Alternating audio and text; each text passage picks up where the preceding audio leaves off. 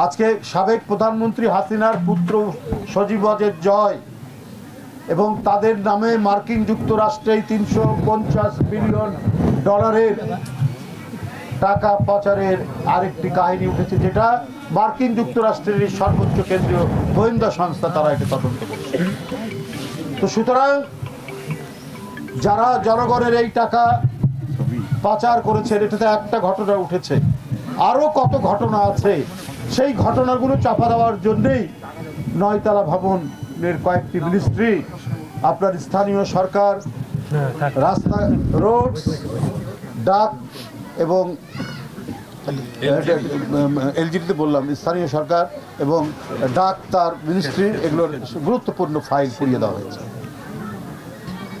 এর মধ্যে যে কত করাপশন, কত দুর্নীতি, কত হাজার হাজার কোটি টাকার পাচারের যে কাহিনী ছিল, সেটা যাতে আপনার আলোর মুখ দেখতে না পারে, সেই কারণেই এই চক্রান্ত, এই ষড়যন্ত্র করা হয়েছে।